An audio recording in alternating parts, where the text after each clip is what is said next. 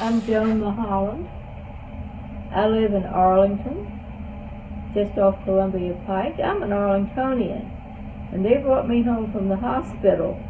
It was to Buckingham Apartments, and I haven't gone far in life, just 8/10 of a mile south on George Mason Drive and 1 block west. Why do you know me? Because I caused good trouble. Yeah, I was involved right from the early days of the sit-ins. I was a sit-in person in Arlington. You see, I'd been sitting in down in Durham, North Carolina, when the students at North Carolina College invited us Duke students to join their demonstrations. So Duke and I parted company over that, but the NCC students asked me to go up to Howard and see what was happening. So I found some students up there who were planning sit-ins in Arlington, like in a day or two. And since I'd been in the sit-ins and all that in North Carolina, and I was from Arlington, they asked me to join them. So that's how you know me. I got in good trouble.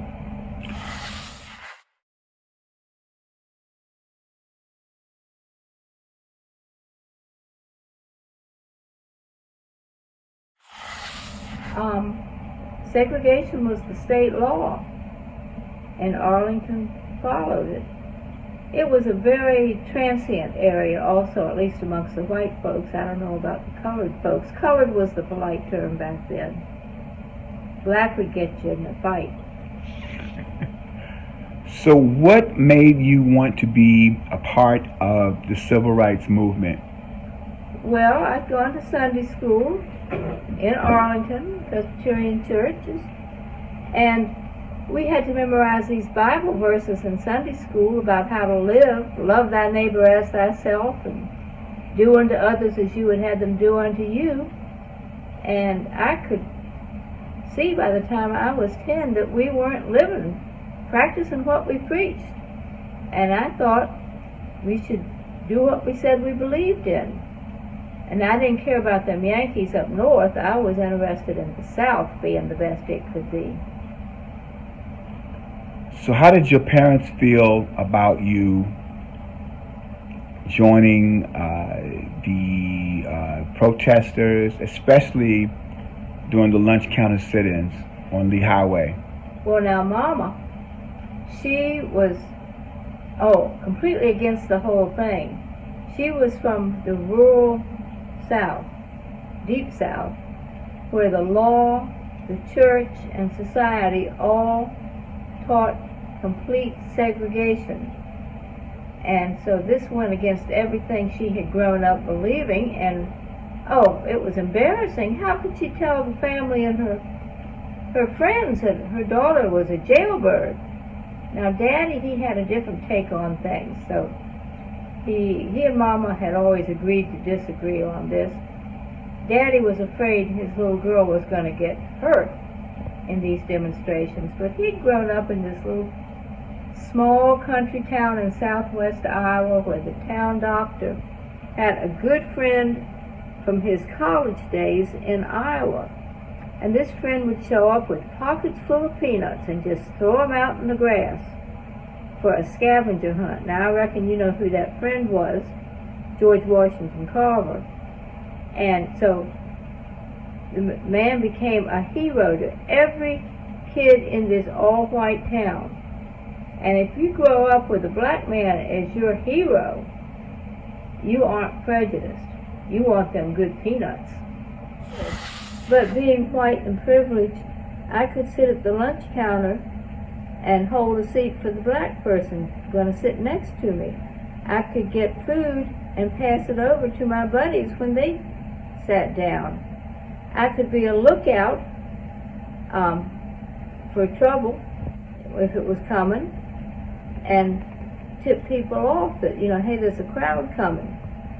I could do things as a white person that a black person couldn't have done. I could put my white privilege to good use and get in some good trouble, as my buddy John Lewis would put it. Now, if you look at some of the protests, you see that the protesters were integrated. There were whites and blacks protesting. Do you think that helped? You think that it would have been successful if it were all black or all white protesters? Well, all white wouldn't have done a lick of good. All black, I think, would have worked in time, but I think the fact that we were showing integration at work helped. And I think sometimes if people came in that might not have been thought well of just black protesters, when they saw white people there, it made them think more. Thinking it can get you in good trouble. And one more question. Now, I understand a lot of those protesters at the lunch counter had to go through training to learn how to be nonviolent. You know, if somebody spits on you or somebody throws a soda on you, you can't fight back. Did you have to go to those classes as well? No, we were too early in the game for that. They had it out in Nashville, from what I understand, with the sit-ins, but where I was, we didn't have any of that. Even in North Carolina, we had a saying, if you don't have your nonviolence on today, stay back at the church basement and answer the phone, run the mimeograph machine. That was before, Xerox and automatic copiers and all. But I never had any training. In fact, I remember once in Mississippi, Dave Dennis, who was with CORE, their representative in Mississippi, asked me to show some folks, nonviolent stuff, how to react if you're attacked. I'd never had any nonviolence training. I just knew you didn't answer back. But I do know, and I knew then, that if you were being attacked, you don't try to protect the top of your head. It bleeds a lot if you kick there, but you want to protect the back of your neck.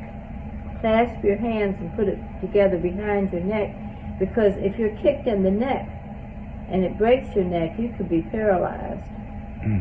So you want to protect your neck more than your head. It takes a lot to give you a concussion.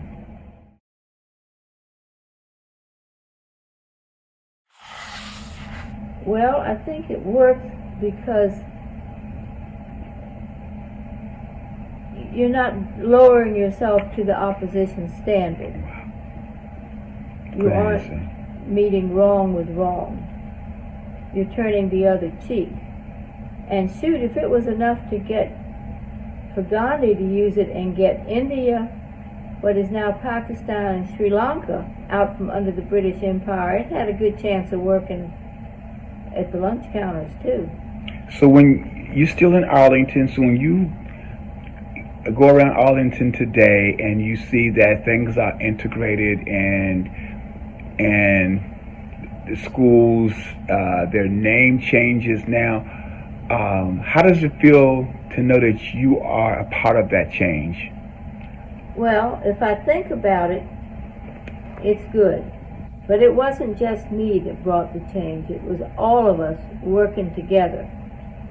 And it's important to remember it takes everybody working for change to get it. It can't just be one group in isolation.